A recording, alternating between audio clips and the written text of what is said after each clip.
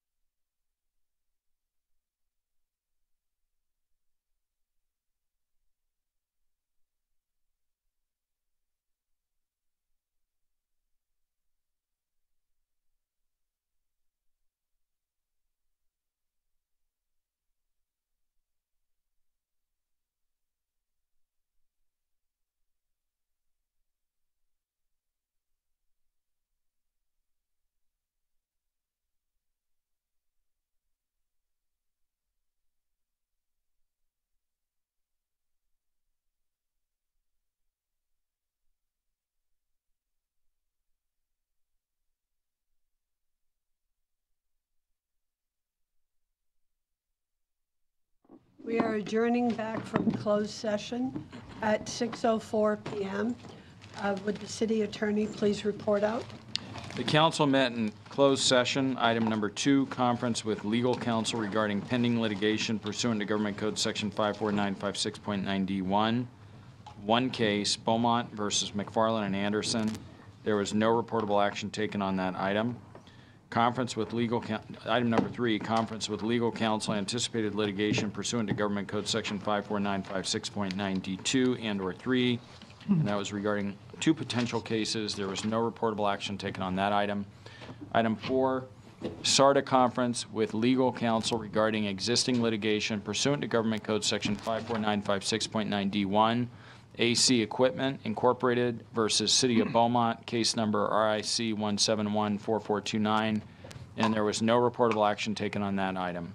Item number 5 was Public Employee Annual Performance Evaluation pursuant to Government Code Section 54957B1, Employee Title City Manager, and item 6, Conference with Labor Negotiators pursuant to Government Code Section 54957.6, agency representatives Lloyd White and Julio Martinez, unrepresented employee, city manager. And as to items 5 and 6, those items were not discussed, and we ran out of time, and so they'll be discussed at the end of the open session.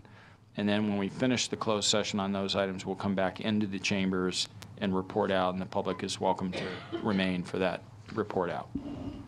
Thank you. Would you all please stand for the pledge? And tonight we have a council member from Marietta with us as a nice little surprise. So Councilmember Randon Lane, would you lead us in the pledge? Please join me in pledging allegiance to the greatest flag in the world. Ready? Begin. I pledge allegiance to the flag of the United States of America and to the republic for which it stands, one nation, under God, indivisible, with liberty and justice for all. Thank you.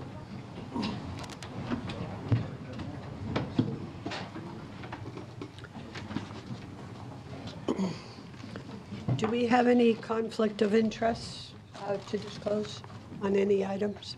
Mayor, I'll be recusing myself from number 16 since it's a travel reimbursement. All right, thank you. We will take note of that. I did ask one of our reverends for our local community church to be here tonight, and he was unable to attend. I would just like to open up with just a few minutes of respect and silence for so many losses that we've had in the recent past with the fires in Northern California and in Southern California. The Northern California count, I heard this afternoon, has been modified for the Camp Fire to 85, and the Southern California for the Malibu fire is still at 2. So that's 87 people who needed to be protected from the public safety officers that they had, and the officers were overwhelmed.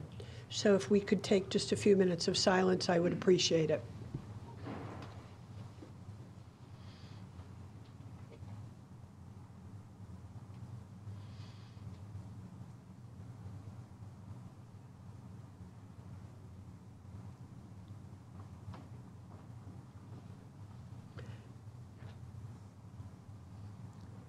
Thank you very much for your kindness and respect.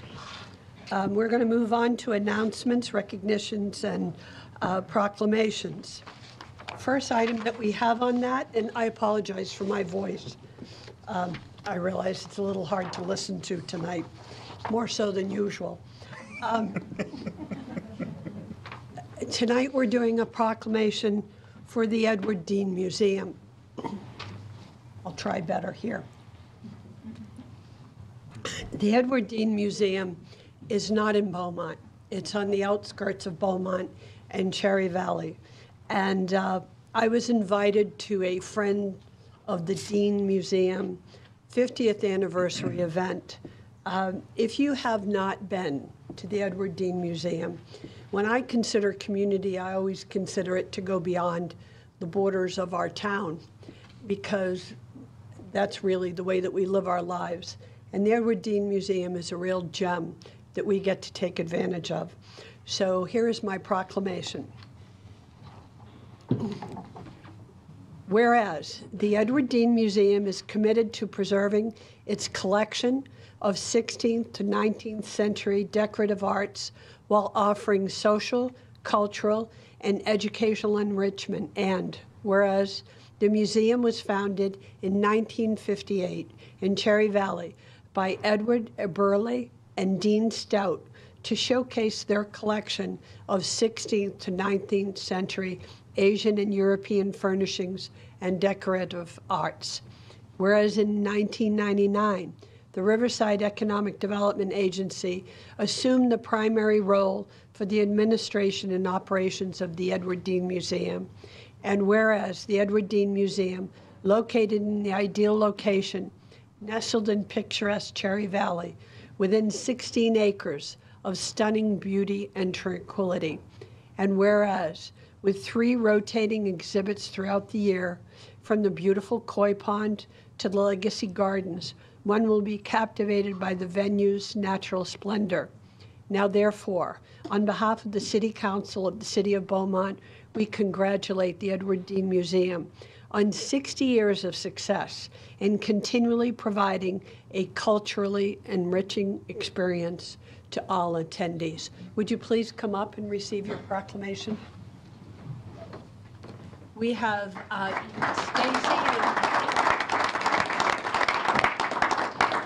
Stacy Chester and Joyce Bricker to receive this. Thank you guys so much. And thank you very much. We want you to come up here and get your proclamation.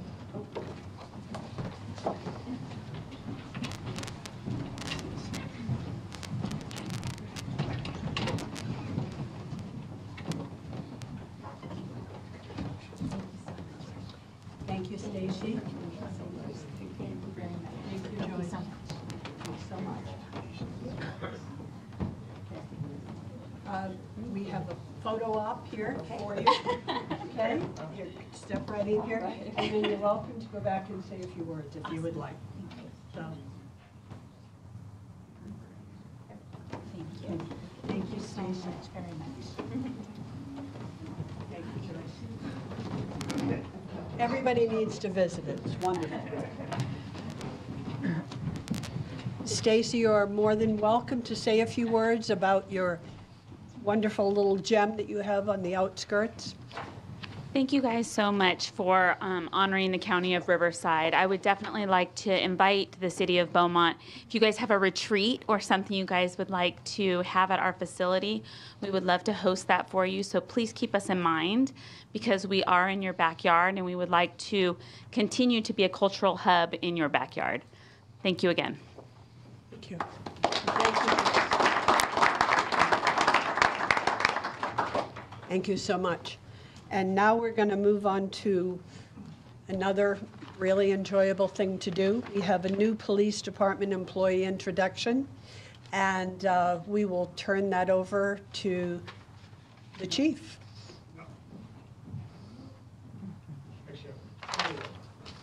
4. We are 4 times blessed tonight. We are. I know,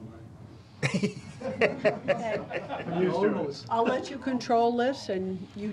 Absolutely. Evening, Mayor and Council. And so it's my privilege to be here before y'all to just introduce some great people that we hired on. And this is a backfill of some vacancies that were created either through retirements or seeking other opportunities. But nonetheless, we continue to recruit and try to attract the best candidates. And so we think we've done that with this group for sure. And so first is our newest police officer, Robert Losa. Robert was born in the area, Riverside, California. He's a United States Army veteran, served 4 years in the Army, joined the Riverside County Sheriff's Department, where he worked for about 12 years. Worked like many deputies, start off in the Corrections Department. Started off in the Indio Corrections, then worked at the Hemet Station, the Palm Desert Station, worked as a range master, range instructor, special enforcement team. He's knocked out some college along the way, and he is a Beaumont resident with his family. And so I present Robert Loza.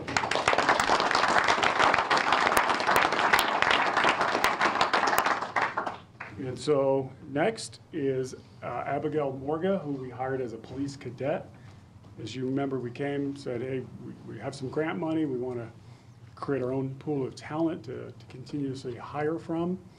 And so Abigail is our newest cadet. She's currently attending college at Cal Baptist, is that right? Yes. Yeah, so at Cal Baptist University.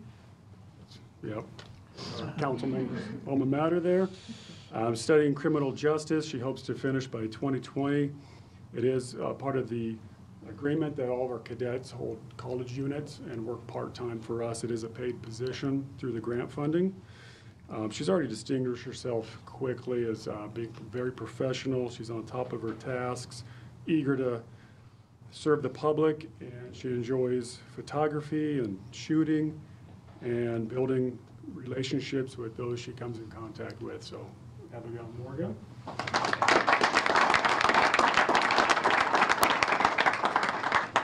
Next is Tierza Rao. And so, some time ago, myself and some of our support staff, we said, hey, we need an internship program just to help fill the void in some of our support services.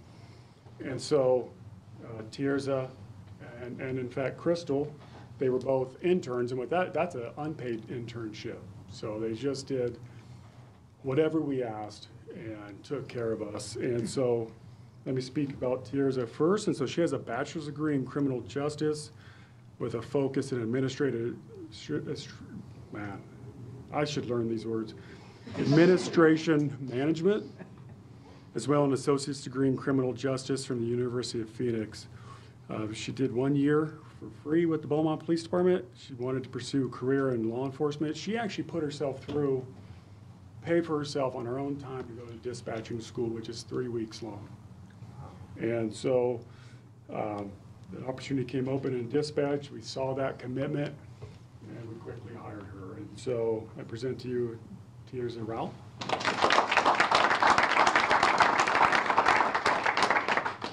So same thing. So Crystal Rios, she was also an intern, and she also put herself through the same dispatch academy. I don't know if were you on the same course? A different one, but said, hey, I want to do this. I'm willing to invest in myself. She put herself through, paid for it, and went on her own time. She holds 3 associate's degrees in business, economics, and in fire safety. We overlooked that in the background check, so we're like, but you know, really a lot of her focus was in fire safety, and she worked for the San Bernardino County Fire Department doing various tasks, right? Or Cal Fire San Bernardino, right? Volunteer there. She was also one of our Beaumont Interact persons. Oh. And so we're super excited. So all 4 live in Beaumont. And so I've said it before, it's not a requirement. It's just that when you're invested in this community, you know, it just shines through the way that you take care of the community. And so I present to you Crystal Rios.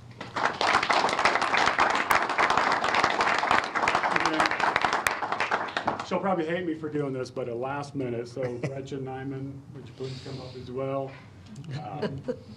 So you all probably remember Gretchen Nyman from our awards ceremony. So she received some prestigious recognition, was also our Dispatcher of the Year. And so we had an opening created. Our support services supervisor has moved on to pursue other opportunities.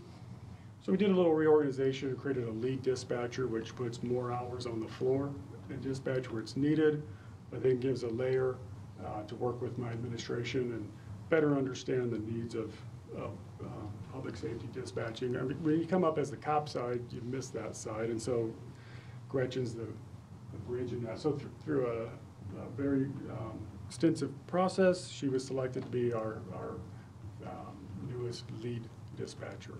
And so,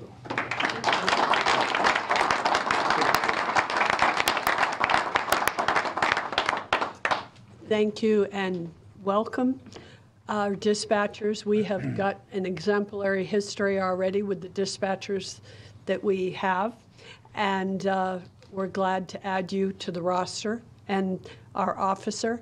And thank you for both living in Beaumont and caring about Beaumont. So thank you so much.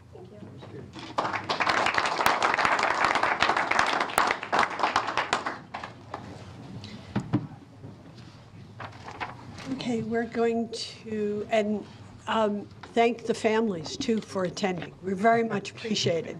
We really like to see you attend. It's a nice benefit that we get. Thank you. We're going to move on to public comments. Any one person may address the City Council on any matter not on this agenda. If you wish to speak, please fill out a public comment form at the back table and give it to the City Clerk. There is a 3-minute time limit on public comments. There will be no sharing or passing of time to another person.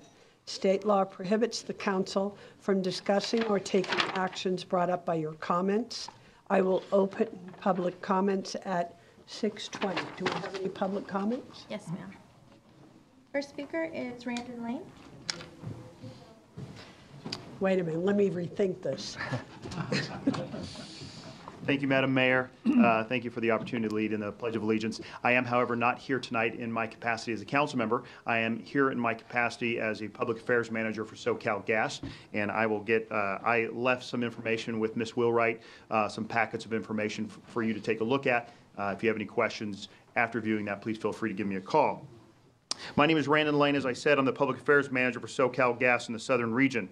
As I'm sure you know, SoCal Gas distributes natural gas to the residents of Beaumont, allowing your residents to heat their homes, have hot water, cook meals, dry clothes, and some residents may also use natural gas for a fireplace, barbecue, hot tub, or pool heater.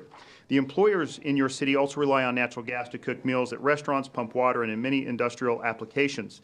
Natural gas is affordable, abundant, and the energy source of choice in homes and businesses for the many purposes I just stated.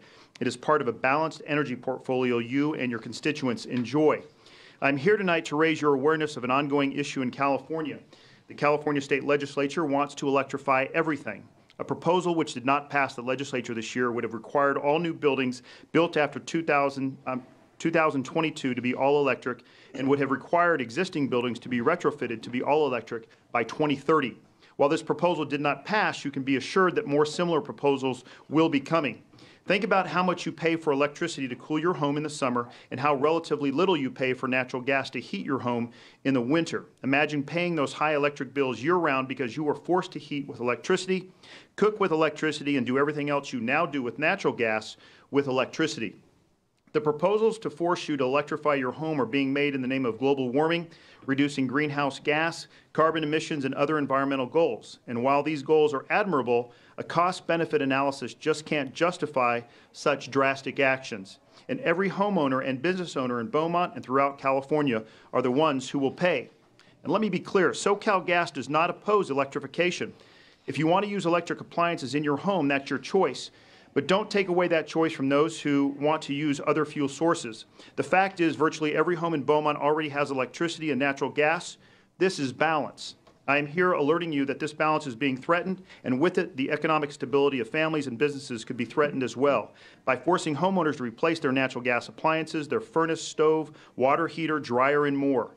The average cost to retrofit a home in California is $7,200 per home, plus the cost of electricity on top of that. There is an alternative. Biogas or renewable natural gas is natural gas which comes from organic sources.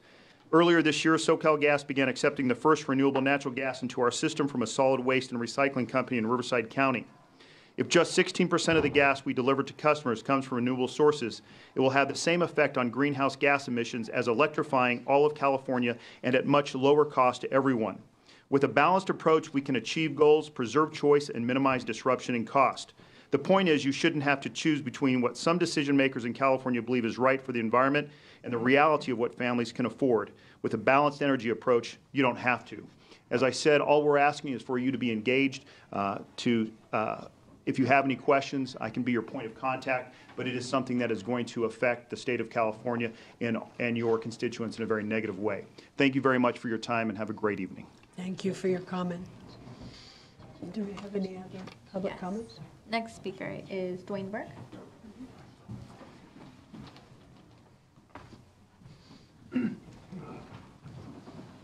Madam Mayor, members of the council, staff, and distinguished guests. My name is Dwayne Burke. I'm the general manager for the Beaumont Cherry Valley Recreation and Park District. Good to see you all. Merry Christmas to you all.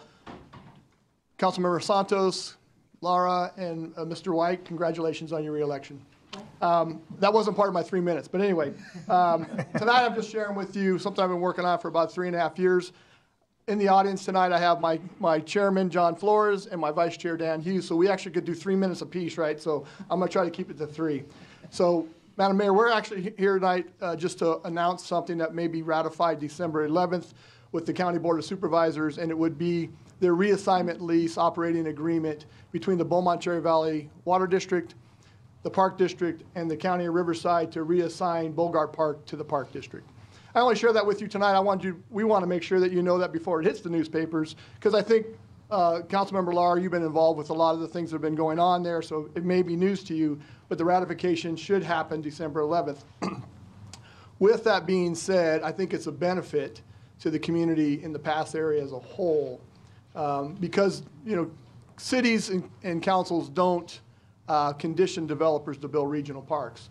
So if Bogart went away, it would become open space because a good chunk of that land belongs to the Beaumont Cherry Valley Water District. And then it would be no longer trespassable. They wouldn't allow that to happen. The other land would go away and Bogart would actually go away.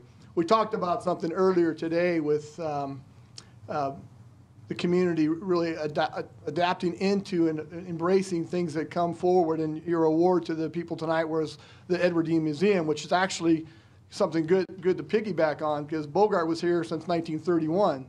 But I think what's even more exciting is that there was, no offense, city attorney, but 3 attorney groups and 3 elected officials all got together and ratified an agreement, which you can all say that's very difficult to do. And challenging at its best, but it has resolved something with Bogart. I think it's something that we will all be able to work together to see it move forward and continue to be a park of destiny and destination. So with that, Madam Mayor, I appreciate the opportunity to speak. I did keep it under the 3 minutes. So I'll be glad to take any comments, or at a later date, we can come back and just give you an update. So with that, I conclude. Thank you. Thank you for your comments. No other speakers. All right, thank you. With that, I will close public comment at 6:27 p.m. We will move on to the consent calendar. Items on the consent calendar are taken as one action item unless an item is pulled for further discussion here or at the end of action items. Approval of all ordinances and resolutions are to be read by title only. Are there any public comments on the consent calendar? I don't have any requests. All right. Do we have any items that need to be discussed or pulled from council? With that, I will entertain a motion to approve. Mayor, I'll make a motion to approve the consent calendar as presented, items 3 through 6. I'll second. Councilmember you. Santos? Yes. Councilmember White? Yes. Councilmember Lara? Yes. Mayor Pro Tem Martinez? Yes. Mayor Carroll? Yes. Thank you. We are on to action items. Item number 7, the City Council meeting of January 1st, 2019. This is a request to direct staff to post an agenda for January 2nd, 2019, or reschedule for a later date. So we have an upcoming meeting that falls on January 1st, 2019. This is a legal holiday. And per the Beaumont Municipal Code, it states that if a council meeting were to fall on a legal holiday, it is to be held on the following Wednesday, which would then be January 2nd, 2019. So we would just like council's direction on whether to hold the meeting on the 2nd, or if you would like to postpone to another date. All right, thank you. Council, does anybody have opinions they want to? I think we should do it on the 2nd. Okay, you want to make, just direct staff, anybody else in disagreement? Then we're going to Yeah, that was quick. direct staff to do the second. Is that all right? I'm sorry, did you have a? No, I mean, that's fine, but we do know that the city manager may not be here on that day, so Assistant City Manager Day will be filling in, if that's okay with everyone.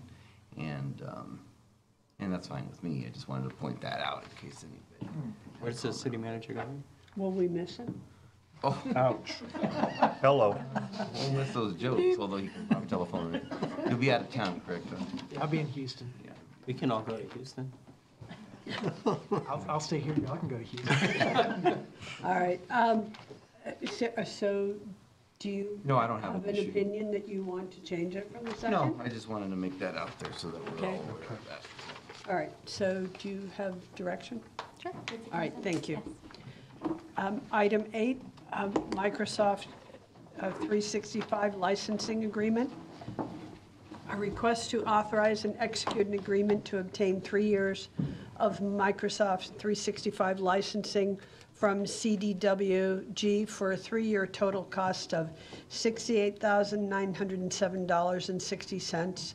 The $22,969.20 year cost is an ongoing cost for the office applications and can be terminated after the commitment is fulfilled. Do I have any public comments on this? No request. All right, do I have questions from council? No, I think it's fine. Do I have a motion if there are no questions? Mayor, I'll make a motion to approve item 8, to authorize and execute an agreement to obtain 3 years of Microsoft 365 licensing from CDWG for a 3-year total cost of $68,907.60. $22,969.20 per year is an ongoing cost for the office applications and can be terminated after the commitment is fulfilled. Second. All right, second. Councilmember Santos, Yes. Councilmember White, Yes. Councilmember Lara, Yes. Mayor Pro Tem Martinez. Yes. Mayor Carroll. Yes. Thank you. Item 9, contract amendment, Executive Facility Services Incorporated. Do we have a staff report on item 9? We do. Good evening, Mayor and Council. So tonight before you, we have a contract amendment for a current contract with Executive Facility Services, Inc. They are our custodial contractor. They've been with us effective July 1st this fiscal year.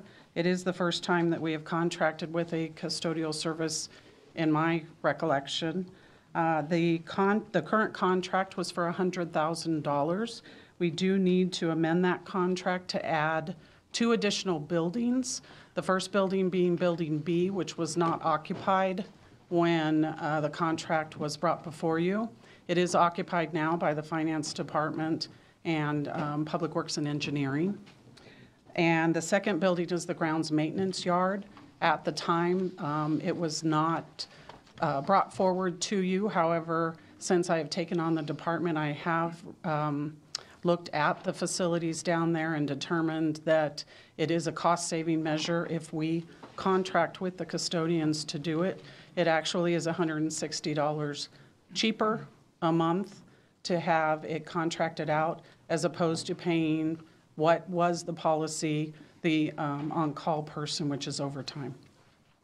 So with that, I am requesting that you consider amending the contract and increasing it by a little over $5,000, $5,067.06 allocated to the various departments for Building B and grounds maintenance. Thank you. Do we have any public comments on this? No request. All right, thanks. Council members, do we have questions or discussion? I just want to just emphasize, we're not losing personnel, right? All No. we're simply doing is. No. Correct. Mayor, I make a motion to approve the First Amendment to the Agreement for Services with Independent Contractor drafted by City Attorney and authorize the mayor to execute on behalf of the city and authorize the Finance Director to increase purchase order number 18/190100 in the amount of $5,067.06 allocated to the respective facilities. I'll second. Councilmember Santos, Yes. Councilmember White, Yes. Councilmember Lara, Yes. Mayor Pro Tem Martinez, Yes. Mayor Carroll. Yes. Thank you. Thank you. Item 10, software purchase with Zonar. Approve the purchase of Zonar software in a not-to-exceed amount of $12,584.12 for initial installation and a $486 per month thereafter, and authorize the mayor to execute the Zonar terms and license agreement for hardware use and data transmission and data storage services, and authorize the finance director to issue a purchase order for fiscal year 2018-19 in an amount not to exceed $15,014 allocated to account number 760-7000-8040-.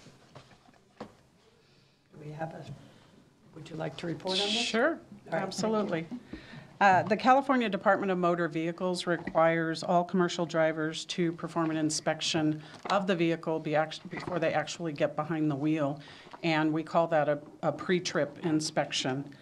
I included a section of the DMV handbook which outlines all of the various areas of, in our case, a bus, that the driver must inspect, visually inspect, and check oil, things like that. And right now we do it on a triplicate form. One of the triplicate forms stays in the bus, the other one goes to the mechanic, and the other one stays in the vehicle file. It is a very paper-driven process. Zonar is a software that other transit agencies use where a driver scans predetermined dots within the vehicle, inside and outside the vehicle.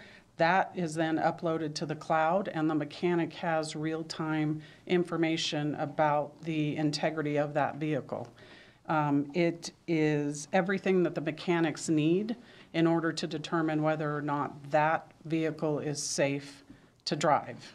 And the added benefit is also that the mechanics can tap into the software real time. If we have a bus on the road and maybe the oil light comes on and the driver then would radio the mechanic, well, the mechanic can pull it up in real time and actually visually see what is occurring with the bus. Does he need to down the bus? In other words, take it off road, put another bus in place. Everything's recorded digitally, so there's no paper transfer whatsoever, and it's all in the cloud, so we don't need to keep a server on site here. The one-time cost for 18 transit vehicles, including all hardware, implementation and setup is $12,098, and then after that there is a monthly recurring cost because they are storing our data and they are keeping preventative maintenance on the server. So all associated fees with this project for this current fiscal year will be paid for out of a capital fund project, not operations. If we have purchased this, once July 1st comes, we would have to transfer that monthly cost of $486 into our operations. But for now, the capital project that we had applied for to RCTC will cover all of the costs. I do want to point out that there is one section of the contract that I do need eliminated in the motion, should you choose to approve this.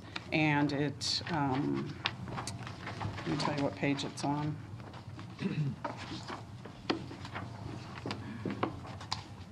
It's on the first page of the Terms and License Agreement in Section 4, and it starts with the phrase, "The term shall automatically renew," and go through receiving such notice to cancel. So those two lines do need to be removed from the contract upon approval. You're okay with that? Yeah, it's just that it has an automatic renewal provision that needs to come out. Thank you on this one. Do we have any public comment? All right. Question? Councilman? I don't see anything in here referencing Esri or ArcGIS. I do see a GPS, but I just want to make sure that I haven't missed anything. No, Okay. you haven't missed anything. Okay. Any other questions? Councilmember Santos, Councilmember Lara? Just one quick question. This strictly is for maintenance of the vehicle. It doesn't track location, speed, It has that feature, but we're not using that feature. We have double map, so we already track that. Okay. And we have for multiple years. This is strictly, it takes about 20 minutes for drivers to do a pre-trip. This is more efficient. It'll get them on the road faster, and it's real-time tracking. Okay. Thank you. Mayor Pro Tem? No, that was kind of my question. The hardware involved, the scanners, they're coming with it. And then my question had to do with the 20 minutes. So obviously we're going to cut down time there, and then probably in the long run, it's the paperwork, I'm sure. Correct. Mechanics were physically having to go over the forms and looking at it and then going. Yeah, they have to go over the forms as soon as the driver fills them out. So we actually have a mechanic here. The minute we start rolling out buses, the minute the driver starts pre-tripping, the mechanic is in a support role at that point. If there's a flat tire, the mechanic then has to issue the driver another bus. And this is all happening while we're trying to get to our first stop so that we remain on time. Thank you. That's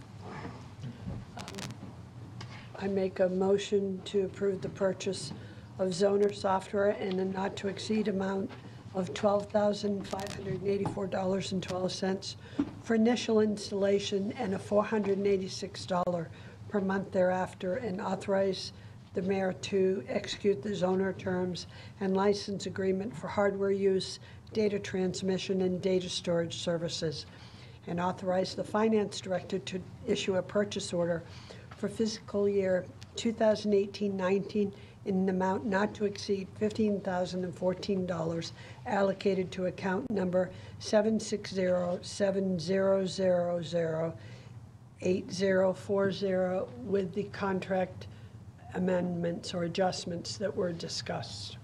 A second. Councilmember Santos? Yes. Councilmember White? Yes. Councilmember Lara? Yes. Mayor Pro Tem Martinez? yes. Mayor Carroll? Yes. Thank you. Thank you.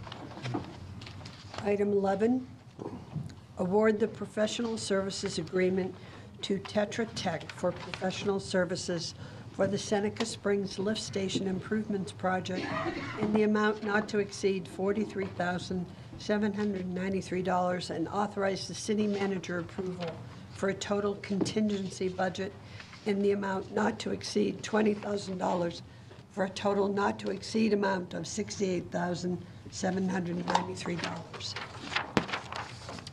Mayor, before the staff report, I should have done this on the last one. Just want to verify there's no Esri software involved in this No. issue. Okay, thank you. Okay, we are having a staff report from AFTAB. Go ahead, please. Good evening, Madam Mayor and honorable members of council. Lift stations are crucial and essential part of sewer utility infrastructure to safely convey sewage to treatment plant for treatment. The city owns and operates about 9 lift stations. Seneca Lift Station is one of those lift stations. It was constructed back in 2005. The lift station is currently experiencing settlement issues, and that is putting damaging the piping and the gate valves that is the force main side of the lift station.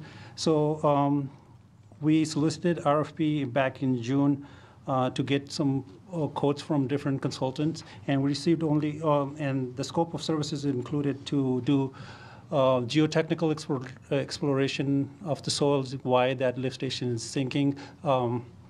So the scope of work was included soil boring, structural design, civil design, mechanical design, and provide bid specification and plans and engineer's estimate. So we received 2 proposals. One was from Tetra Tech in $43,793, and one was from Stantec.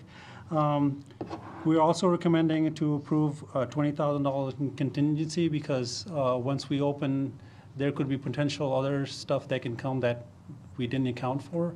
So that concludes my staff report. We're recommending to award this design contract to Tetra Tech in the amount of $43,793 and plus the $20,000 contingency to authorize city manager to execute that amount. Thank you, AFTAB. Do we have any public comments on this? Okay. I will open it up to questions from council. This time I'll start with my question, which is the huge difference between the two responses. It's, I mean, So is this Tetra Tech actually did come out and visit the job site, and they they educated themselves and looked into further. Stan Tech did not do that, so they just submitted us, right? So they came out and looked at the site, and they spent some time with the staff out there, met, and looked at all the concerns we had, and that is probably the primary reason. And that's why we were asking for another 20,000 additionally to cover if there's, Sure. right. Okay, thank you. I will, Councilmember Laura, do you have a question? Just a couple. First of all, my compliment to you and your staff for looking into this stuff. It concerns me that you have a pump station or lift station that is on unstable soil and causing damage. And by doing this, I think you're preventing potential larger problems with pipe breakage or pump outages. So there's a concern with the way that this project was constructed, obviously. So again, thank you for looking into this and following up on this and making sure that this gets corrected properly.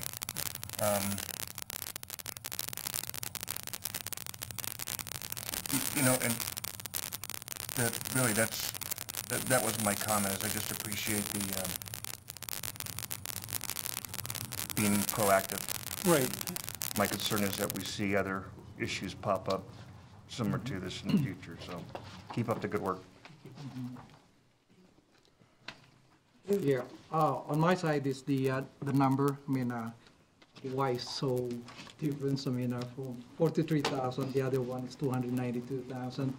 Obviously, you know, what's the difference in there? And then we're putting only 20,000 contingency on that. We really close on that cost of the project. Staff feel comfortable. I think they have two recommendations how to make the repairs, and we feel comfortable what they're recommending. The good news is the wet well where all the solids stay is stable. That is not sinking.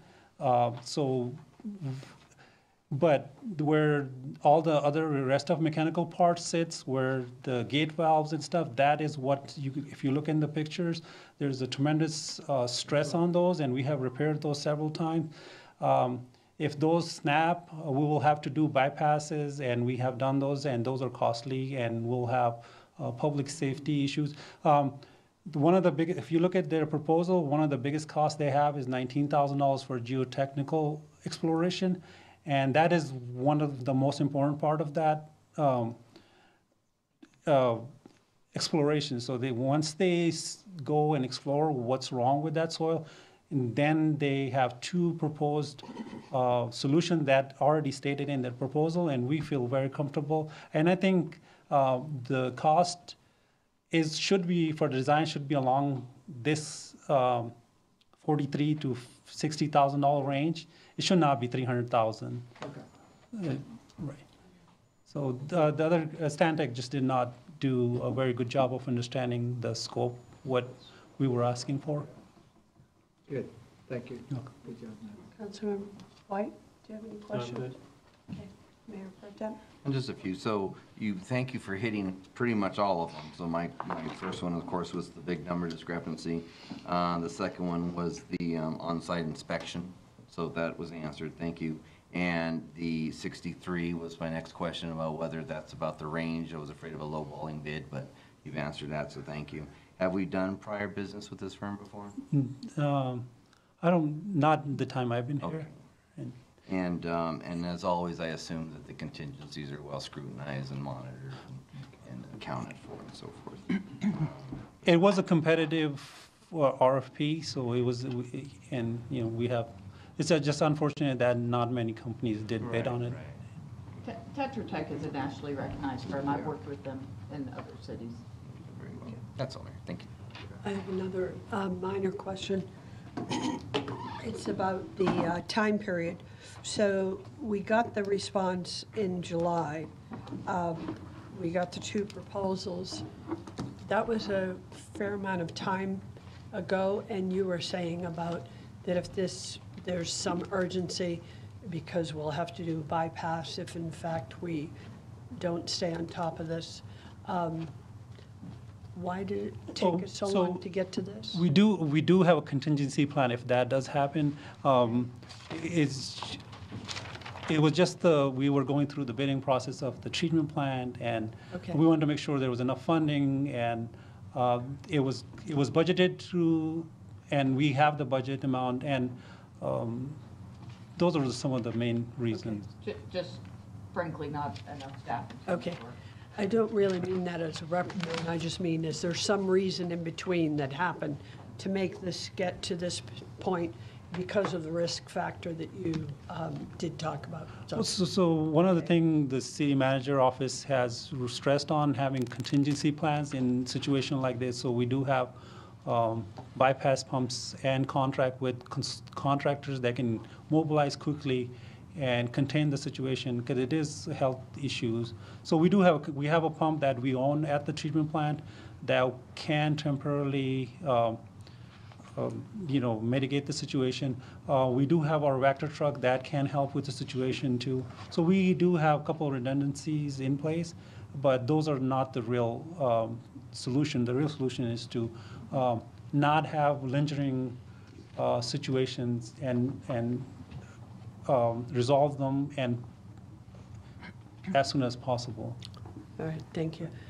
Do I have a motion by someone? Make a motion to award professional services agreement to Tetra Tech for professional services for the Seneca Springs Lift Station improvements project line in the amount not to exceed $43,793, and authorize city manager approval for a total contingency budget in the amount not to exceed $20,000 for a total not to exceed amount of $63,793. I'll second that. Councilmember Santos? Yes. Councilmember White? Yes. Councilmember Lara? Yes. Mayor Pro Tem Martinez? Yes. Mayor Carroll? Yes. Thank you. Item 12, the Potrero Bridge project summary and construction change order update. Potrero Bridge project is on schedule to be completed in middle to latest part of February or early part of March, and the original schedule was somewhere in January, and the delay is because of the new utility lines being constructed through the bridge. The bridge is about 75% complete. The soffit, which is the bottom part of the bridge, and the stem walls, which is the structural part, the beams, have been already poured on both decks. All the work is being completed per schedule, except the utility lines, which they are working simultaneously. The funding source is listed in the project, in the staff report, as well as the change orders that has already been approved by council in the previous meetings. I can go over the details, if you have any question on particular items, we can address. Other than that, it's just a receive and file report. Thank you. We don't have any comments, right? Okay. Would council members like to make any comments or discussion? Okay, with that, we will receive and file. Thank you very much, After. We are on to item 13, which is the wastewater treatment plant expansion, renovation, and brine pipeline installation project status update, with a request to authorize the city manager to execute agreements for archaeological, biological, and tribal monitoring in an amount not to exceed $250,000 for the brine line and the wastewater treatment plant. Good evening, council. This is your monthly update on your wastewater and brine line project. We are well underway with construction happening at your treatment plant. We've done a couple of tie-ins. We have a big one tonight where the plant's going to shut down, and we actually have a big tie-in that's going to happen, so we'll be on call tonight. Todd's very excited about that. But so far, everything is going well out there. In terms of the brine line, we are working on securing all of the permits. We've added a couple to your permit list and are going through. You'll see some more even next month added that we have secured. We expect construction to start in the brine line sometime after the first of the year. They've been working on all of their submittals as well as ordering all of the pipe. So once the pipe is delivered, it's about a 10-week timeline from the time we approve their submittal to get the pipe. Then they will start to mobilize on site. As part of your wastewater construction and your brine line construction, through your EIR, we are required to do archaeological, biological, and tribal monitoring. We don't know those amounts. They'll be an hourly fee. We've been working with each one of those agencies in getting those ready to go. So before we do any major excavation along the routes and at the plant, we have to do these services. And so what we are asking is for a set amount of money. So anything over 100,000, we said we would come back to the council in terms of permitting. And so we're asking kind of for a pot of money to begin with. This is all within your budget and amounts that we've set aside per the EIR in the project accounting for both. To start with 250,000, we hope that will be way less than that, but we won't know. We will reserve some money in case we find something and certainly be back to you. You'll know pretty quickly if we find something that we need to halt construction and take care of along the way. This would be 3 separate agreements with, again, archaeological, biological consultants, and then the tribal monitoring. And so we would recommend that you approve the city manager to execute those hourly contracts in an amount not to exceed that. If we get close to that amount, we'll be back in front of the council letting you know that we need to authorize a little bit more money out of contingency to go towards these services. Outside of that, everything seems to, knock on wood, be going very well. Again, we're just kind of starting construction. Had 2 construction meetings on the plant. Anticipate that we'll have the first brine line construction meeting in the next couple of weeks with all the agencies. I'm happy to answer any questions, and we'll continue to bring this report to you so that you can see not only your financials, but where we are from a progress standpoint. Thank you. Do we have any public comments? No. All right, thank you. I'll open it up to council. Just a quick question. So the professionals in those categories are just kind of, we know where to go. You don't have to bid that, or you have to go to certain places to find. So we actually have some sites along along the route as well as at the treatment plant that are identified, either from the archaeological, the biological, or the tribal monitoring. And so some of them will be an on-call service. Some of them will actually be, they'll be out there while we're doing services in those areas. We can share a map with you if you like. I was just wondering, when we go out, each one of those, the biological, the tribal, they all have representatives. We don't have to go out. That's correct. They'll all have a representative. The canyon obviously is the biggest. Yeah. Okay. No problem. Thank you. The what is the biggest? The canyon, as we run along the canyon, are the most sensitive areas per the EIR. Okay, and these first 2 approved change orders, those are ones, when you say they were approved, those were brought to us? At your last, in November. Okay. And this time we're going down to the second from the bottom section, which is the 250 for various monitoring, and then you have less than 100 for Redlands and Loma Linda. And those are, from your staff report, those are falling under the 100,000 refresh to me why you're asking for 250 and not 450 today. Yeah, so the 250 is basically on these services. What council had previously authorized us on permits is anything under 100. The city manager had the authority to move forward with the permit. Okay. And not bring it back so that we wouldn't hold up any construction. We're just putting these on here because we know that they're going to be about that number. The rest of them we're still waiting to determine. Okay, and can you, if it's not too early to tell, are we on track budget-wise? Yes, right now, we have not dipped into any of your contingency other than the 2 approved change orders. I did just send the plans tonight over to the consultant for the remaining portion along 4th Street in Potrero, so we will have a 3rd change order coming to you as soon as I get the pricing on that. At this time, I don't have any change orders for the treatment plan coming forward. So if the budget process that we're doing here, or the accountability process, is that when I ask that question to you next time, that anything that's not out of contingency is stuff that we've already budgeted for, and you're spending that, right? That's correct. So I think it would be helpful for me if you had a number, maybe it's here and I just don't see it, of how much we are into contingency and how much is Yeah, so we actually have that. budget amount 2.6, and then, but then the actual, that's the brine line? That's correct. So what we're showing you is the budget amount that you have, and then we'll show you your approved change orders, but you won't actually see anything come in under that actual number until we've paid that out.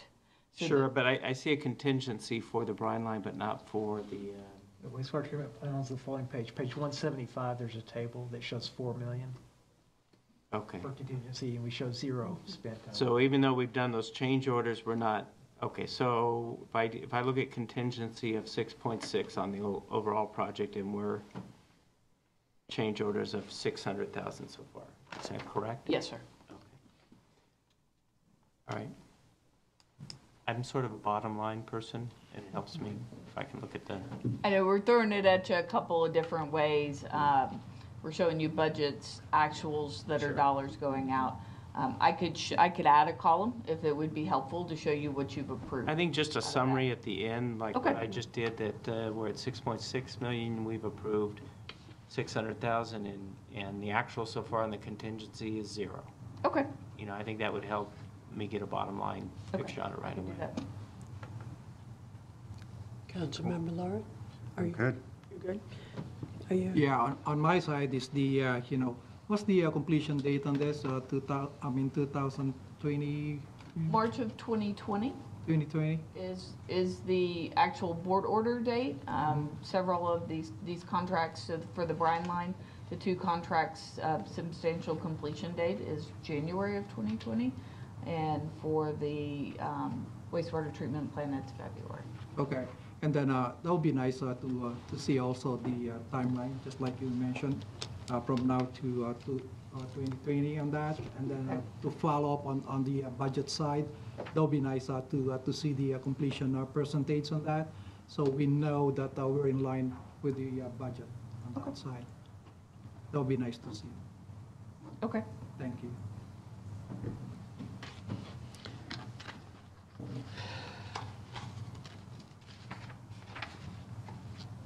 So does someone besides myself want to read through that motion? Is it a motion? Sure.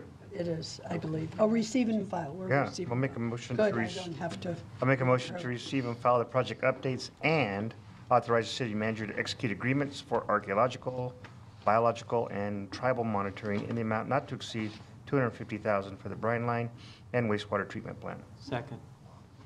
Councilmember Santos? Thank you for not making me read that. Councilmember White? Yes. Councilmember Laura? Yes. Mayor Pro Tem Martinez? Yes. Mayor Carroll? Yes. Item 14, League of Cities, new mayor and council academy. Nicole? Mayor and Council, we have we received a flyer from the League of California Cities, and they hold a conference every January for new mayors and council members. Doesn't mean that you have to be a new mayor or council member to attend. And it is I believe it's a 3-day conference, and they go over a variety of different topics. And they are holding 2 different sessions this year, one in Southern California and one in Northern California.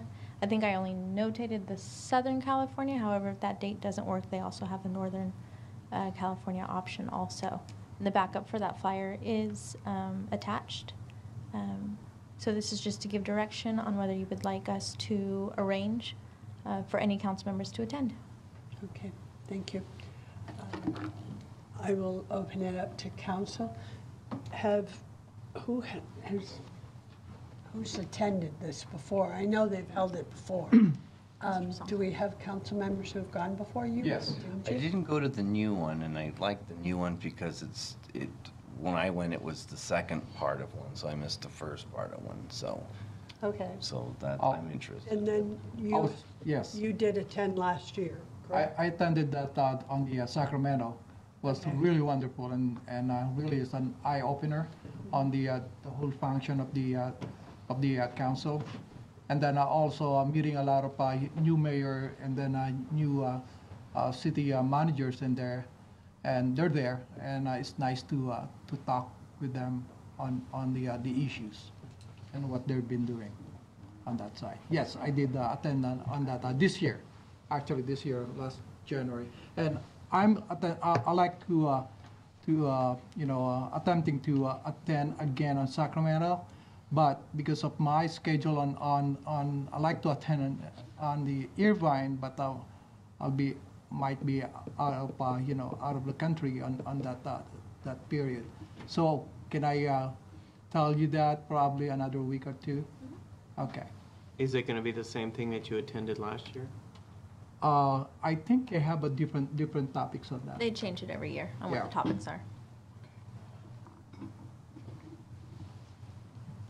All right. So we have two expressions of interest from two council members. Okay. All right. We just wanted to get approval from council also, since it's could potentially be extended stay. Just want to make sure it was approved and consented by council that we send council members. Thank you. Item 15, notice of current and upcoming vacancies and current members. Excuse me, I'm sorry. Do you wanted approval on 14? Does that mean we're supposed to vote on it? No, there's no. No, it doesn't say approval, it just says discussion. No, but she was just suggesting that since it's an extended stay, and we've been through this on the other issues, that an extended stay would have to be approved by council. So that's why, when you brought that up, I was waiting for someone to. It's up to you. We can do a consensus, which is still a vote by council. So We how can do you a want to motion. have, what are your thoughts on handling it? What do you think? I think You someone want should. us to do a someone hard should- approval, is I that would- what you want? I would think that's what our ordinance calls for. Someone Okay. should make a motion in a second, and we vote on it. All right. So would the motion be a motion to send two council members? Is that- I think so. I think we have to be as specific as possible. So the two council members who Without- would like to go have gone before, right? But it's changed what the content is, correct? Is that what I understand? The topics for the conference okay. change every year, yes. Well, you know me, I'm an educator, so I believe in education all the way. So if there's somewhere I can go and learn some stuff, I'll go. So that's my view. And then the financial strand is the one that I had missed on the first one, and that's the one that caught my attention on this one, was the financial part of the strand. So the one I went to in Monterey was not a financial, that was a different strand. And then, of course, I don't think we had a strand at the yearly one. But this one is the one that I like because of the financial workshops. There's two parts to them, so that's my reasoning for that one. So. The estimated cost per attendee, is that for the Irvine location? Or is that for the? Yes, it is for the Irvine one, because I did not include any flight costs Okay. in that. That would be the only difference is cost of And that's the flight. one that fits my schedule. The Irvine one would be the one.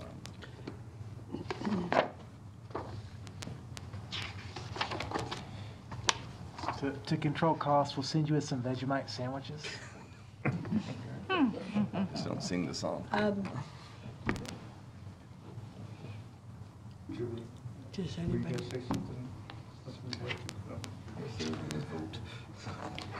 Well, and Mr. Part brings up a point, I guess that's a concern of mine, is I would like to, I don't mind sending staff, because obviously our council members, because we want to make sure that we do educate them. My preference is that we do attend the local one as a cost-saving measure, but that's just my 2 cents. I think that we should conserve costs wherever we can. So I think doing it locally is certainly reasonable. So I would support that. And Without any disrespect to the two who want to go, I just think that we're all went to League of Cities last year, and we're most likely all going to go next year. And I haven't been to any of these new ones. My understanding is they're very similar. They do have financial tracks in the annual one, and the one this year will be in Southern California. But no, it'll be back up in Northern California this year. So I'm going to, again, no disrespect, but I'm going to vote against sending people who've already been to these. I just think we need to conserve, as the mayor put out, conserve costs. And I would say, if you would let, Mayor, is that the better the educated council member you have, I believe it makes for the better function for them at the city level. And I think it's important to attend when you can, and I surely don't believe that the $1,200 to $1,400 cost savings outweighs the, overall. I mean, we're spending thousands here and there, but $1,200 to $1,400 I think is a good investment for a council member to perform their job. So. On my side, this is the again, education, and not only the council. I believe on training the staff. I mean, every new staff or even older staff should be trained every year on that side. Just to update. I mean, there's a lot of things going on outside our Beaumont, city of Beaumont. So that would be nice to meet other people and network with them. But on my side, this is personally. I mean, I don't have a problem with that. I could go in there and pay for it for myself if they will allow me to do that, because it's really beneficial for me, and especially for the city. It benefits the city, and because the education and maturity of learning the process. And I think I don't have problem on that on what the consensus on here. And if the city will allow me to pay it, I mean, I'll be happy to do that. Okay.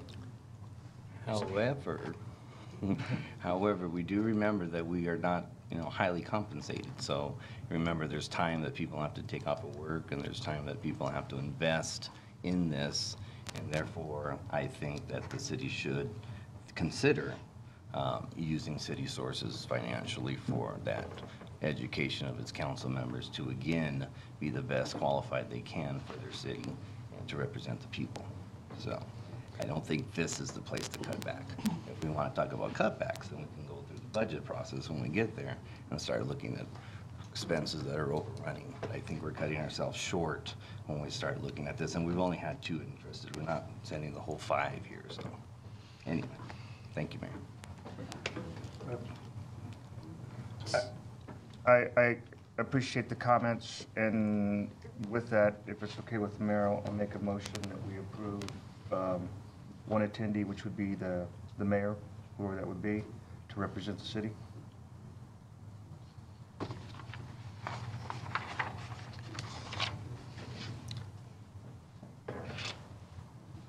Can I ask a question before that motion moves forward? Or do you want to, since we don't have somebody jumping for a second?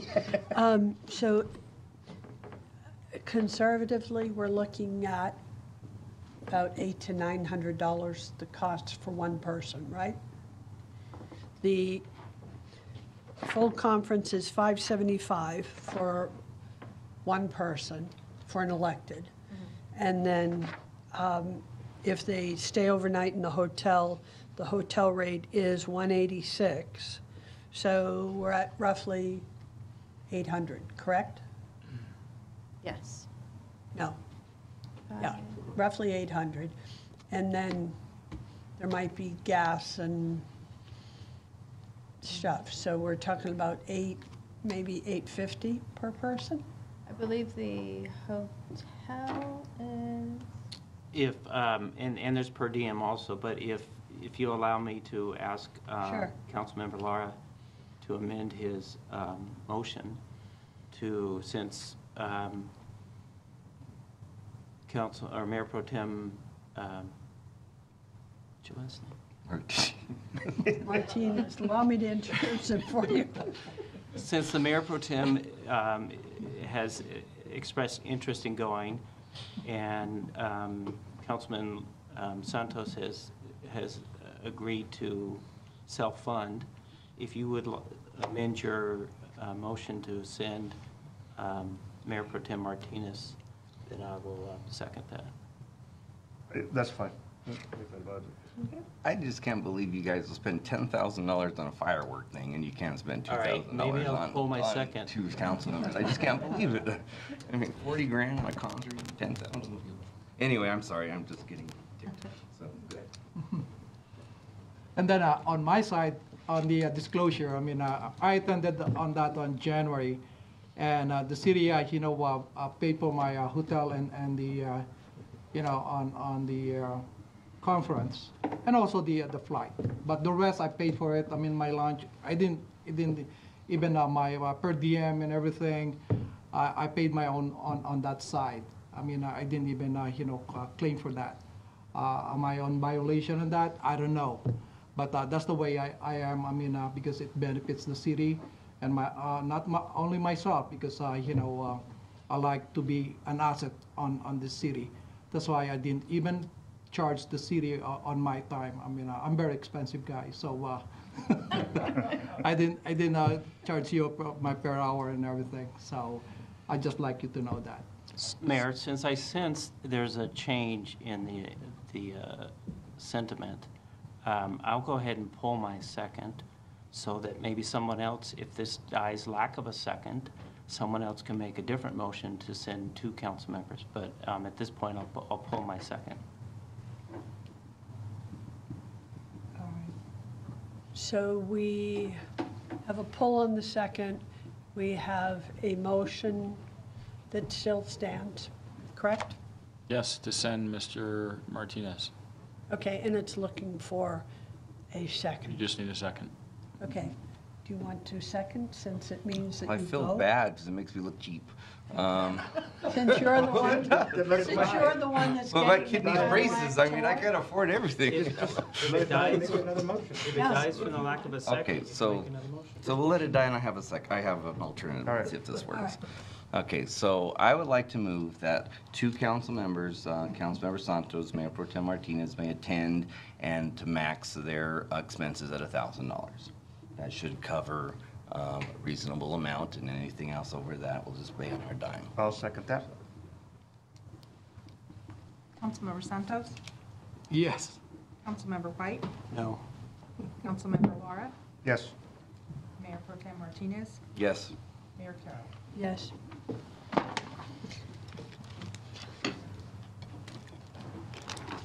Okay, now comes the tough one. What's that? Yeah. Item 16, reimbursement Oh, of geez. Julio Martinez. Great or not? Okay, Mayor, I'm I'm- sorry, I skipped 15. Well, that's. All right, I 50, apologize. okay, good. I get a We're gonna break. do I get 15. a break. Okay, I just wanted to hurry up and get to your What a spotlight, discussion. geez, that's. All right, notice of current and upcoming vacancies and current members. Item 15, first of all, thank you very much, Nicole, for being so thorough in your documentation on 15. Go ahead, would you please? Mayor and Council, this is just a copy of a notice that has been posted. We've posted this in the newspaper, as well as on our website, and Ashley, our PIO, has put this out in a press release. We've already received some applications, but I just wanted to notate all of the upcoming vacancies, and then also by law, we do have to show all of the current office holders of each committee and their term dates, so that is attached as well. So I just wanted to make note of that so that everybody knows that there are upcoming vacancies. Thank you. Now, for the members on some of these committees, I'll use the Finance and Audit just as an example. You are going to reach out to all the current members Yes, and they've already make them aware that they need to reapply, so we may not end up with as many openings. They've all of the committees have been contacted to let them know of their upcoming expiring term with a link to the application, which gets sent directly to me. Because you may not get responses from someone like Andrew. We haven't seen him for a couple of meetings. He has sent me email, so I know he's gonna Okay, be good, reading. good. All right, excellent. Do we have discussion or clarification that needs to be done by council? I'll move to receive and file. I'll second, but I would like to make just a brief comment, Mayor, if that's okay. Sure. You know, what's amazed me from the beginning is the quality of the people who are volunteering in our community for all of these, economic development, finance, planning commission. And the work that they're doing is showing in the community. And I'm looking forward to having some of these folks reapply and continue their work so they can see it through. I'm also looking to the new applications that we get and new potential people that we'll be interviewing.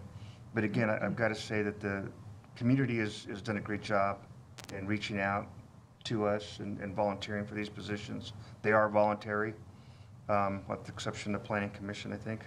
And treasurer. What's that? And treasurer. And treasurer, thank you. And at times they're not very pretty to be in. So I do appreciate people who have taken the time out of their schedules, some working full-time jobs, to come in and spend time and give back to the city. And the quality of the folks that have been has just been phenomenal. I've been extremely impressed. So that's all I have, Mayor. Thank you. And I'll second that. I just have one request, and that is, if you do not get a response from some of the current members that they want to reapply, and that includes the Planning Commission also, I would like to make sure that we recognize those that, even if they're not choosing to reapply, I want to make sure that we recognize them for what they've done up until this date. So you're going to be the central point of that. So if you would let us know. Sure. And you're doing a proactive outreach on anything I forward you for the treasurer, correct? Correct. Okay, good. Thank you. So I apologize. I second the motion. All right, good. Thank you. Okay, now, We're gonna do a- reimbursement of travel expenses. Mayor, I'd like to recuse myself from item number 16. It's a travel reimbursement to myself. Okay.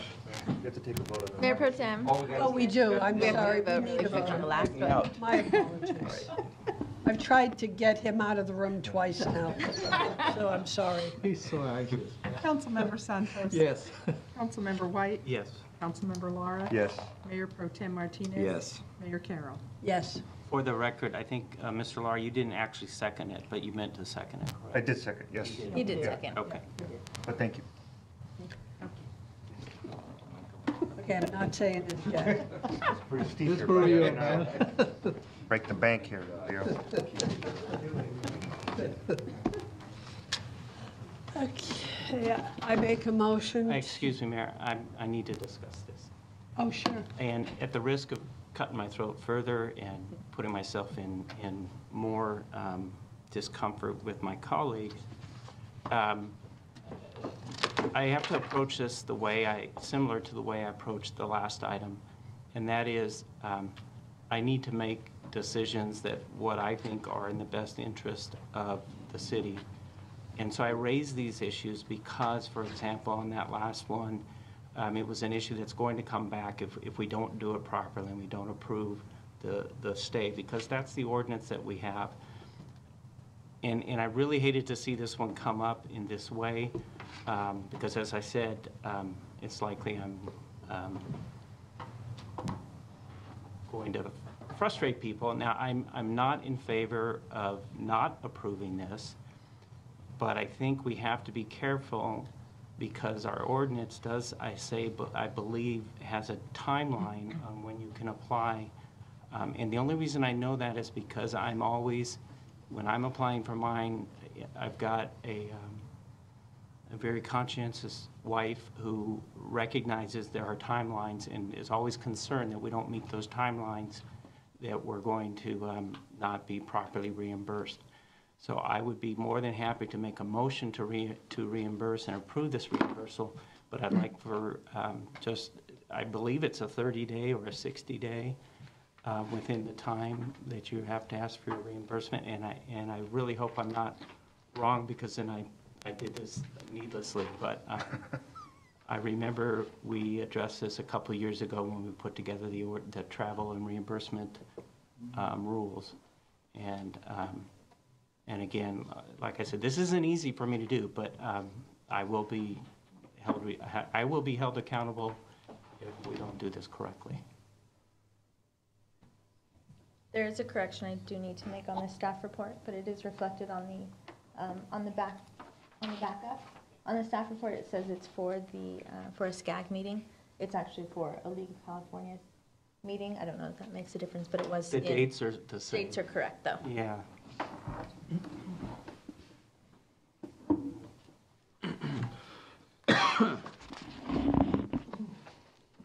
Councilmember White, I apologize. You did make the motion, but you were concerned about the date range. Is that correct? No, I said I'd be happy to make a motion after we reviewed it and understand that if my motion is in violation of our ordinance, that I would want to know before we do that.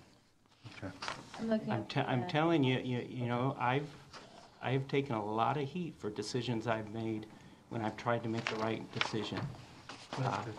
And I just trying to do it right here. And again, I really hoped it would have come up against Mike Lara instead of. Given the issue that Councilmember White has raised, I have a portion of the code with me here. We could either look at it during a break and confirm whether there's a time limit, you know, a 30-day time limit. If there is and it's past that time limit, then it's not within the ordinance. Or we could continue it to the next council meeting, and I'll look at it in the interim. Are you pulling it up? I think it's a resolution. Okay, so. I have the travel policy that I'm looking through. If you want to recess. Given the issue that's been raised by Councilmember White, I'd prefer that before you take any vote on it, that we confirm. All right, so it goes to the next meeting. That's what you'd prefer? You could table this to come back later this evening after we have a chance to look at it. Okay, I have this section here. Why don't we take a break right now? Take a break, yeah. All right, let's take a break. We will take a 10-minute break. It is 7:30, so we'll come back at 7:40. Thank you.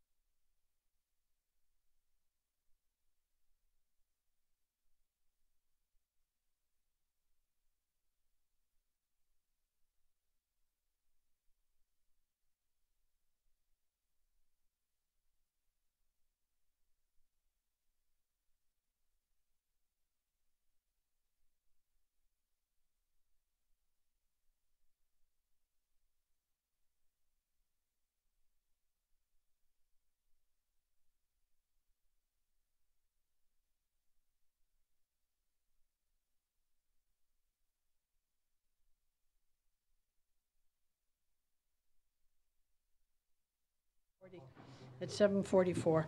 All right. Item 16. Madam Mayor, we looked at the reimbursement policy that the council adopted actually in April of 2015. And what it provides is that accounting for a meeting, training, and travel activities should be done as soon as the event concludes, but no later than 30 business days, not calendar days, but business days after returning to the city. In this case, the accounting, which I interpret to mean you return to the city, you submit your expenses, your receipts, and what have you, occurred after the 30-day period, and so Mr. Martinez is withdrawing the request for reimbursement. Okay. All right. So thank you for the clarification. So do we need a motion to deny? You don't. There's not a motion on the table, I don't believe. Okay. Okay.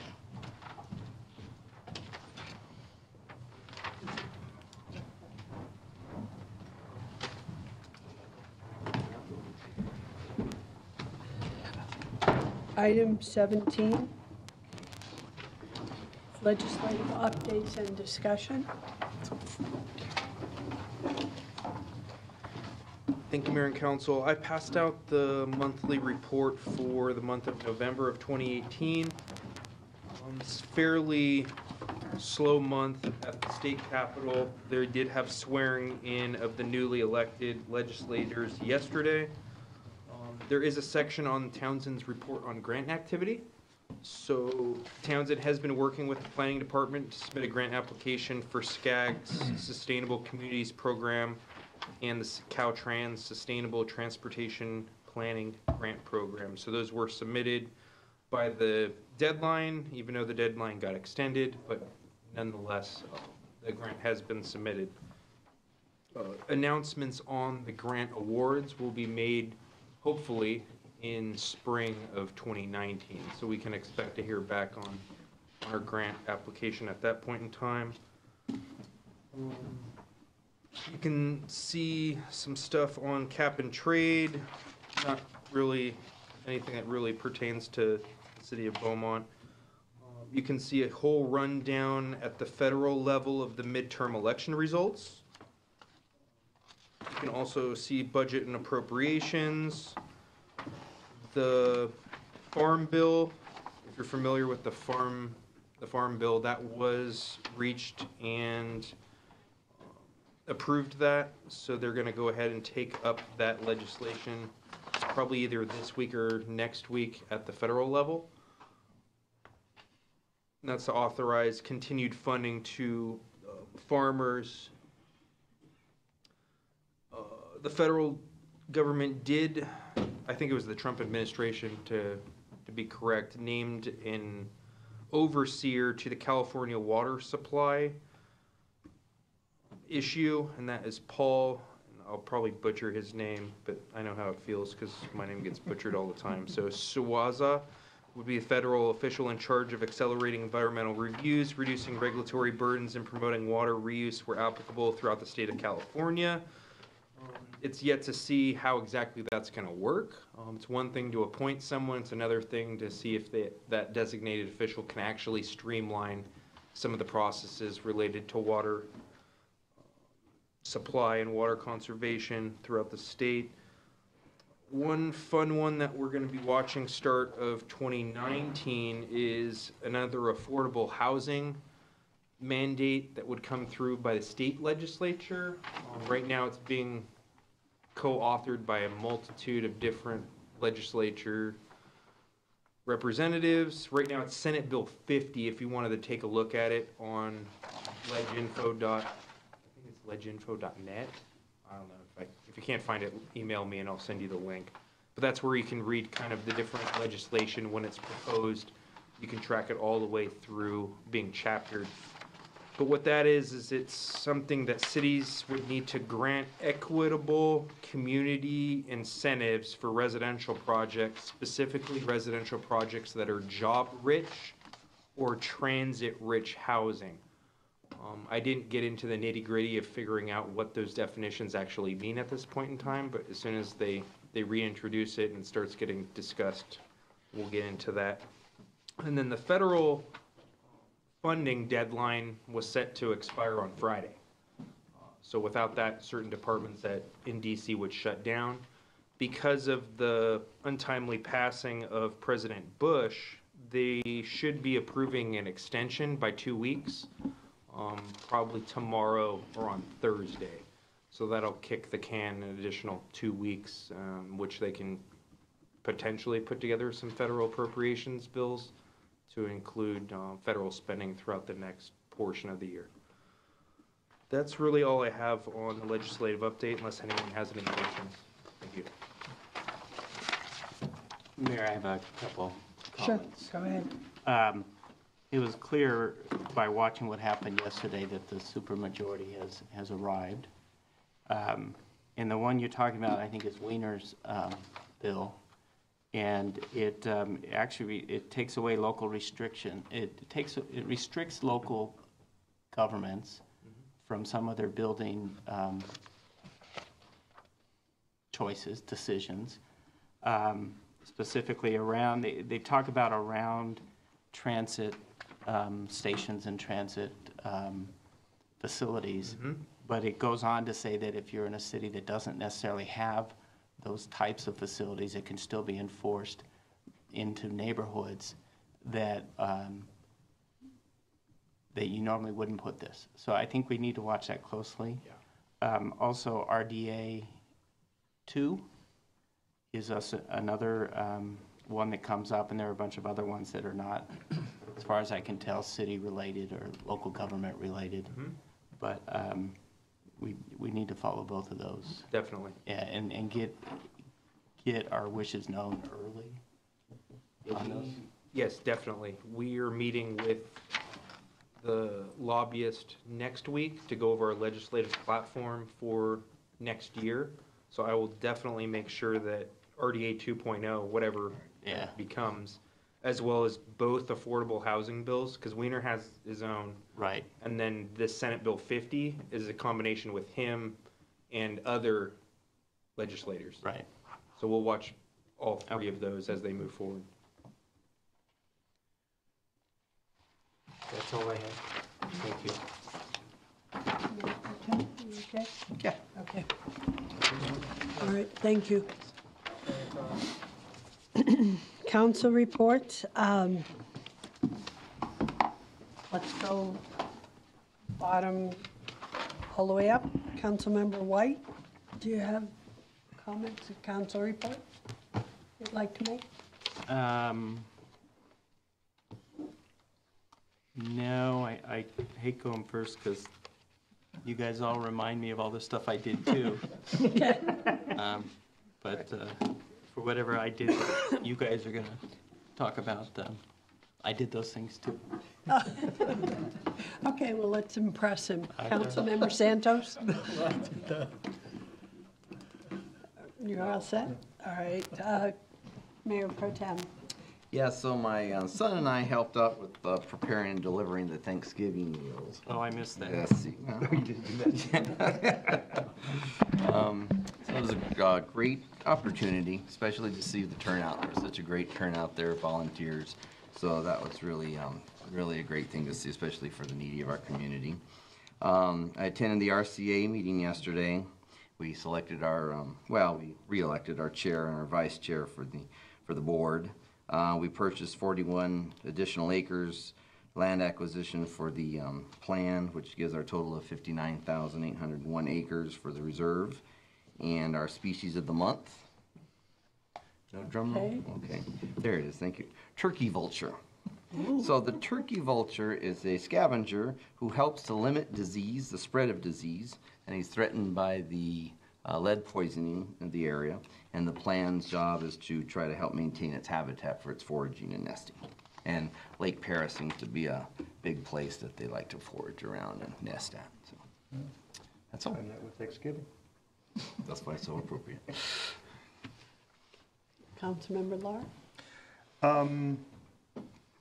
It was good news to have General Manager Burke in to talk about Bogart Park, which is another gem of the area, which is I'm excited to see.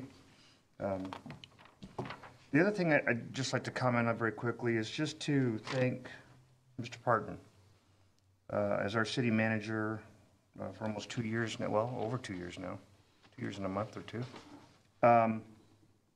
Was a great asset and a great find for our city.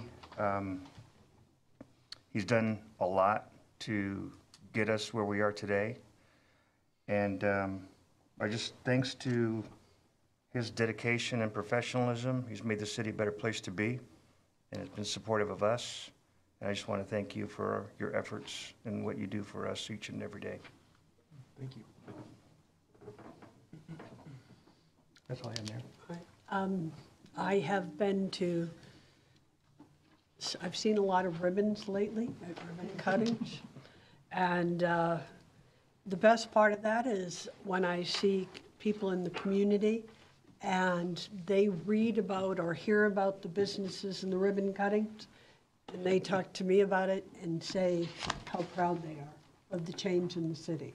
So I want to make sure that I share that with council members. I'm sure they hear some of the same things, but we did ribbon cutting for Sonic. We did it for Maya Chevron. We did it for Pyology. So we've had, and we're hoping to have a lot more ribbon cuttings going forward. I did attend on Sunday the Youth Grant Makers annual reception, which is usually a breakfast. That was at Tuckwit, and I believe Tuckwit did a significant donation of allowing the youth grant makers there for their breakfast meeting. There were 100 youth grant makers. Youth Grant Makers is a wonderful program that I've been privileged since I've been involved with the city to find out about it. I didn't know anything about it before, but they take youths all across both San Bernardino County and Riverside County, and they engage them in a grant process with the needs of the community. So it actually embeds within the kids, and they're basically kids, what it is to actually address the needs of the community. And there's a variety of different needs. It could be everything from senior citizens' needs to children needs, and it gets woven into the fabric of who they are when they're young. And it's a wonderful program. And I consider it to be a privilege to even just show up for the event when they hold it once a year. And this year it was, it's even better. I think last year they had 75 students, and this year, or 75 youth grant makers, and this year they had 100. So it's really a, you know, you do those things on a Sunday morning, and it's really not an imposition. It's really an honor to even be part of it. So, so that was my highlight for last week. So with that, I will, now I was going to give a big spiel about our city treasurer and our city clerk. I had it all written out on how I was going to thank them, and we have a no-show. So, and I bought the plants and brought the card, but, so she better show up next time, and Donna better show up next time, because they've done a great service for the city, and I want to make sure we take the time to honor, you know, anytime somebody changes their life to actually give back to the city, it's really something that I want to make sure we give due respect for. So with that, I'm done. And economic development update.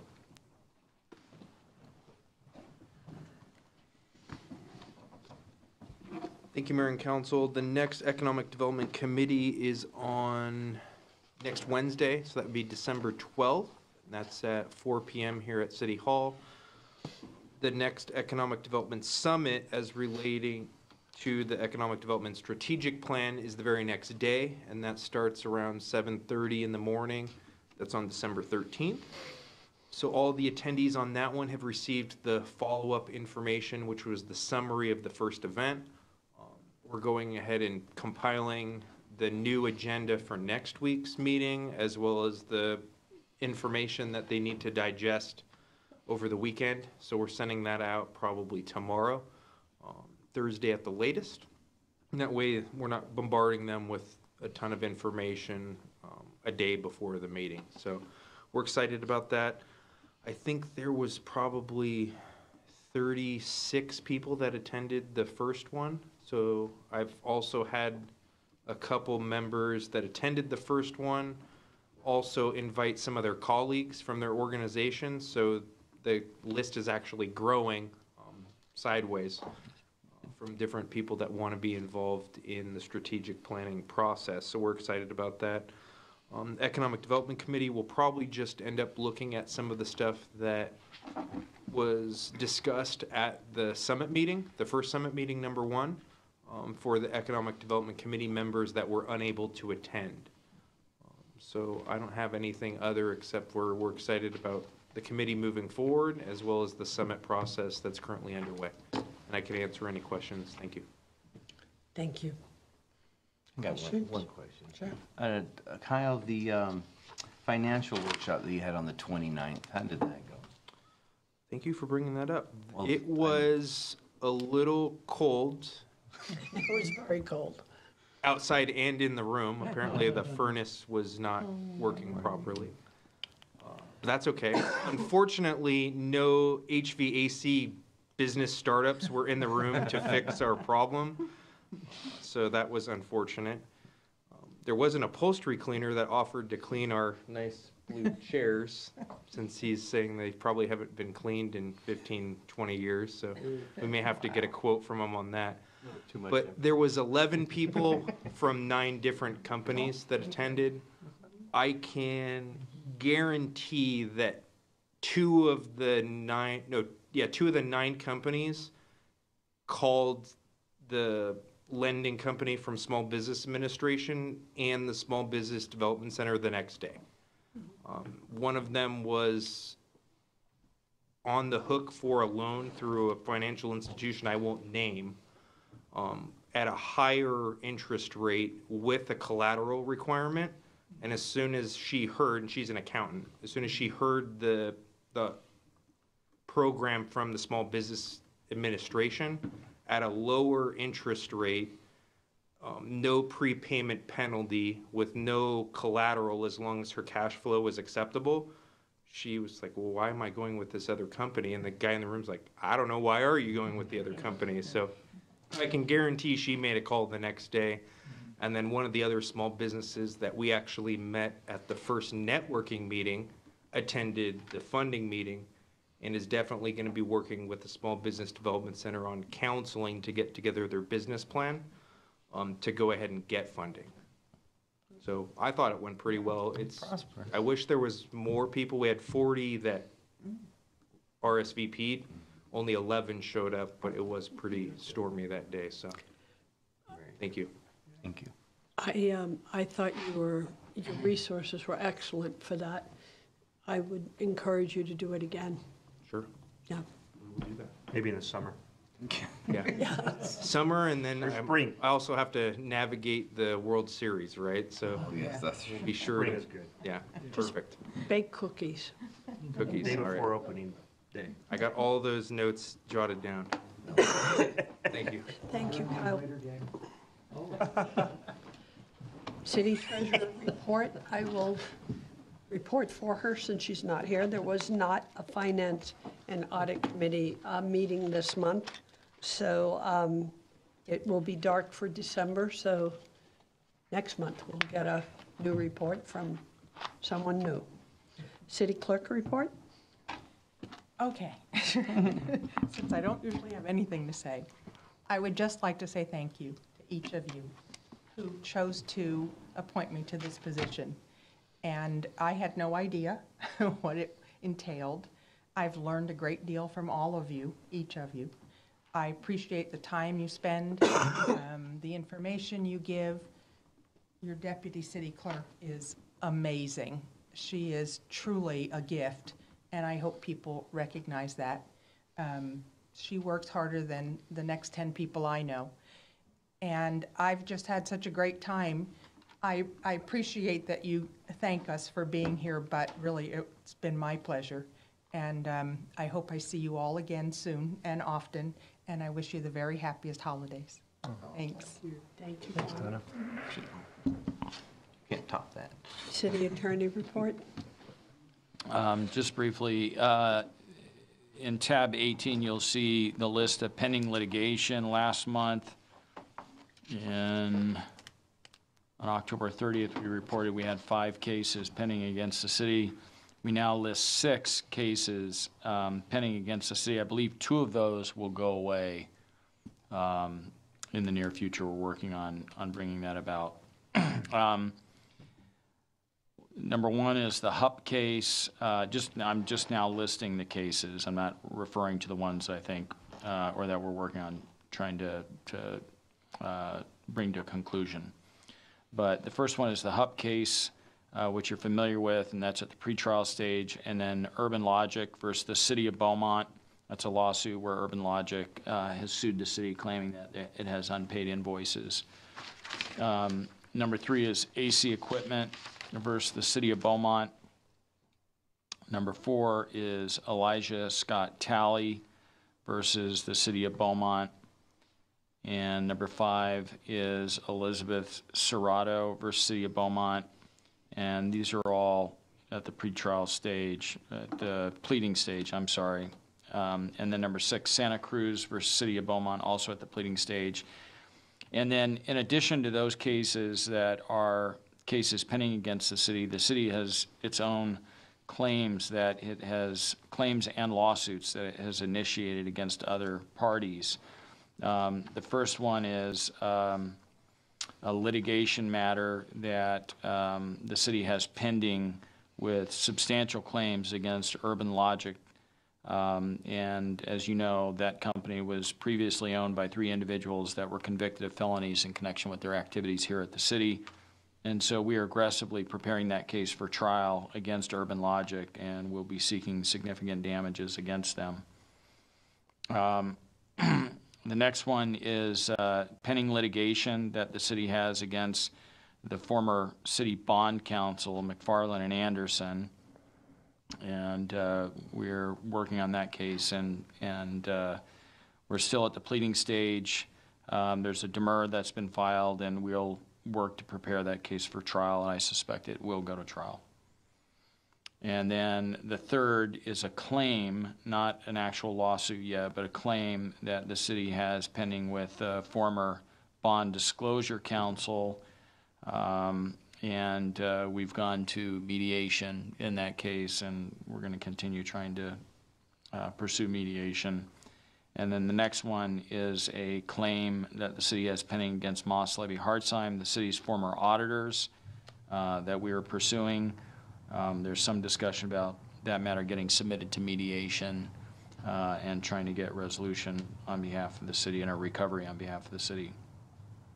And then finally, the city has a claim pending against its theft and dishonesty policy provider, AIG, and that claim has been pending for a while, and we're corresponding back and forth with AIG about the claim and substantiating the claim.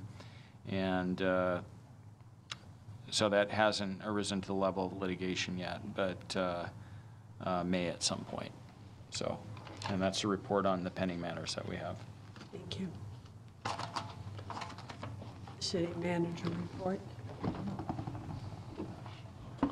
Pleasure, sure. You have a timer on. Okay, I believe, Chief, correct me if I'm wrong, Shop with the Cop is Saturday, December the 8th. So, I don't know, hopefully that's on our calendars. We did conclude a successful bond sale for Improvement Area 8E this morning. So, anyway, so got pretty decent terms. We were fortunate that the market kind of came back to us. It's amazing what an implosion in Paris will do to help our municipal bond market in a flight to safety. I do have some ideas. I've come across a couple key people for the vacant treasurer position. I happen to know that Mike McCarthy and Urban Meyer are both out and available, I think, fairly soon for some assignments. So we can reach out to them as well. And Mayor, I will get the receipts to you for the flowers that I bought on your behalf. So I'll make sure that we get that taken care of as we move forward. So. I think that concludes my report for you this evening. Thank you. With that, do we have future agenda items? You didn't take a shot at the turkeys? It's too easy. It's pretty easy. Okay, future agenda items? No. My apologies, by the way, I will not be at the parade on Saturday. I have a plane ticket, so I can't manage to do both, so sorry about that. I am sorry I'll miss it. With that, I will adjourn the, So we're going into closed session Oh, on that's item number 5, which is public employee annual performance evaluation. Government Code so Section I 5. will adjourn us to closed session at 8:09 p.m. And that's on number 5 and number 6. That's okay.